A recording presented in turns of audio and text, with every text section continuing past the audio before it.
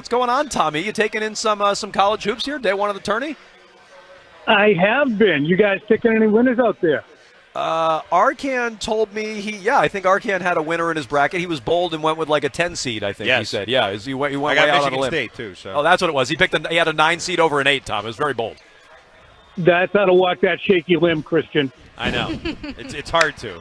Genius walks alone, but I'm out there. So Tom, we played a clip from you the other day about, and we've talked about this with you a lot. You know, this team isn't ready. The soil isn't fertile, I believe is how you put it. And you like the Niners model of building things up, dropping in a quarterback. You referenced some of the greatest quarterbacks of all time not being first-round picks. Why do you feel that way, and how long is that approach realistically going to take? Because that's what scares me about your approach. Because you can hit on a quarterback high and turbocharge this thing. It's a crapshoot either way on the quarterback, so I'd rather go with the quicker plan than the one that might take 2, 3, 4 years.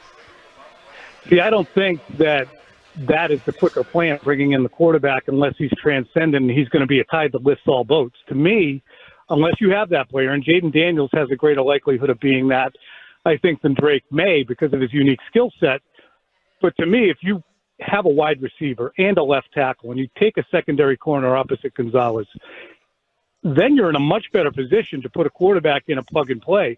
If you spend all your artillery at number 3 on a guy who, hey, we got to do this. Everybody says he's the guy, and when you're up this high, you never know when you're going to be here again.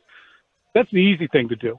But the thing that would really turbocharge this would be to surround the entire offense and have it dotted with good players, as opposed to having average or sub-average players in multiple positions and trying to solve those positions when we watch a player who might be good flounder because he's not getting the protection or he's not getting the separation or the offense hasn't settled in because you have a new OC and a new head coach.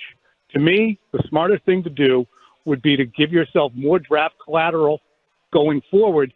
So if you want to be mobile next year, if Quinn Ewers turns into the can't-miss prospect, then you have multiple first-round picks next year as well, because that's the bounty to move up and go ahead and get him. So, Tom, I don't want to ask you to speak ill of our buddy Phil Perry, but he did have a take last night with Trenny talking about how strongly he felt about Drake Maye compared to other quarterbacks in this draft. If Drake Maye is the quarterback that's available at 3, how are you feeling today about his fit with the Patriots as we see them now? Everything about Drake Maye to me indicates that there is a lot of polishing that needs to go on, whether it's Kurt Warner or Lance Zierlein talking to Phil. Chase Daniel, former quarterback, put out a really interesting evaluation today that you can find. All of them talk about the promise of the kid. And when you talk about what do you want in a quarterback here in New England, you absolutely need resilience and leadership. And I think Mac Jones actually, in the Patriots' minds, checked those boxes in terms of competitiveness, resilience, and leadership, but they burned him out so badly that he turned into trash. I think the Drake Maye ceiling is higher because he's got a better arm. He's a bigger player, probably runs better than Mac Jones. But to me, you're going to have an apprentice year with that quarterback. Even if he comes in week 6, week 4, he's not going to look great, and he's going to have his growth stunted by being in that situation. So now you've burned 1 year of his rookie contract, which we know is incredibly important in the economics of the NFL. So to me, I'm not saying Drake Maye can't play. I'm just saying when you take somebody at number 3 and it's a quarterback, you better be sure that it's not Sam Darnold. You better be sure you're not putting him in a Baker Mayfield situation, which is what Cleveland did. And, he turns into a vagabond. Tom, do you have do you have any reason to believe that ownership and the front office, and I know it's sort of a fluid front office right now, guys not exactly signed up long term, but do you have any reason to believe that maybe not everyone's all on the same page about what to do with this pick or how to treat it? I think their default continues to be quarterback, and they would have to be moved off that spot by things that they see that would dissuade them. Could that thing be an offer from the Minnesota Vikings? That could be, but I think they're still definitely in their evaluation. Maye has his pro day next week. They'll do all the work on Daniels, I'm sure. Williams seems like a fait accompli. And then they'll look at J.J. McCarthy, who I think goes this week. And and look at all those players and say, okay, is one of these guys the answer? And then we address wide receiver in the second round. And to me, that with a wide receiver draft the way it is and the offensive tackle draft, you have the chance to fill 2 premium 2024 NFL needs with rookies. And to say, maybe it works with this guy, we should do this, is I don't think it's the shrewdest way to do it. But I do think that they would have to be moved off their spot, and their default is quarterback right now. Does their approach in free agency, I know we talked about you, or talked to you rather about the lack of a Ridley signing, the lack of extending themselves on Calvin Ridley last week. Does their approach to free agency tell you that they are going to slow play this? Does it tell you anything about how they play the pick at number 3? Honestly, it tells me that they didn't love the free agent class and that the free agents didn't love them to a large extent. And I can't blame either side for feeling that way. You know, if you're Tyron Smith, you're aspiring to win a Super Bowl, having been in Dallas, being an older player. Same thing with Ridley. Are you going to go up to New England and have TBD at quarterback, or, you know, and you still have that in Tennessee? But you're going to make $92 million, stay in the South, and not go to a team that, you know, you're not sure exactly what they're going to be, and probably have to pay more in taxes, et cetera, than you would in Tennessee. Definitely would. So what tells me is their swings and misses in free agency would even lead me more to believe that the way to do it then is to force players to come here. I wrote something about that earlier this week. They're not going to come here by choice. You have to force them. The only way to force them is by drafting them.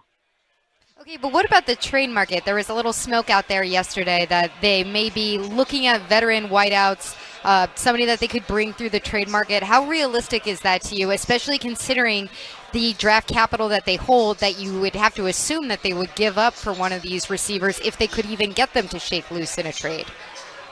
Yeah, I think it's realistic in that they're going to consider it. We keep hearing, I mean, Greg Bedard said that Elliott Wolf intends to be aggressive. Don't be surprised if he is in that market.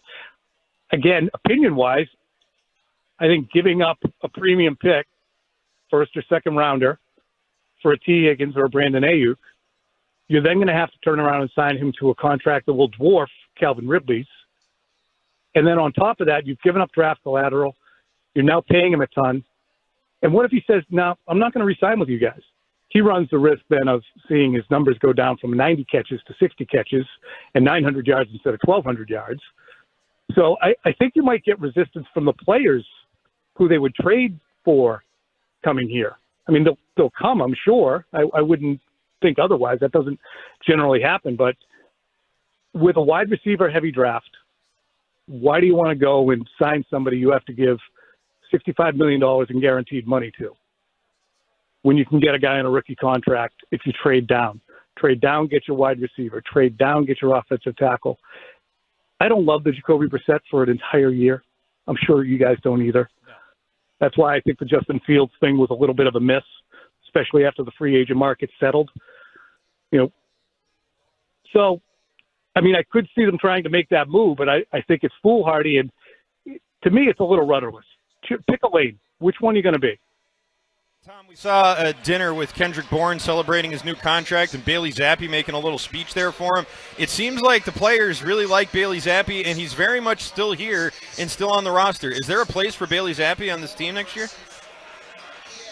Yeah, third. Hopefully. I mean... So not QB1.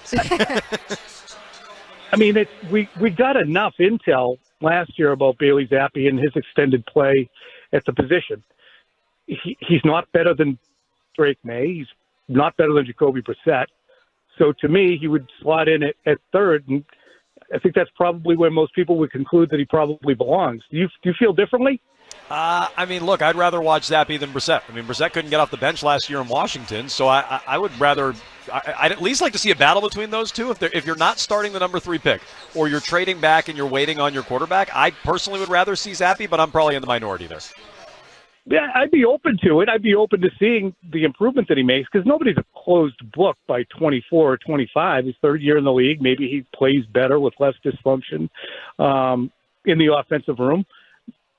But everything we've seen so far through 2 years is he's got significant limitations. So, and so does Jacoby Brissett. You're right. All right, he's Tommy Curran. He joins us each and every Thursday here on Jones and Mega with Arcan on WEEI. Tom, we appreciate the time. Enjoy the rest of the opening day of the tournament here. All right, stay lucky. Thanks, Tommy. Tommy Curran, as all our guests, joins us on the Harbor One hotline. We are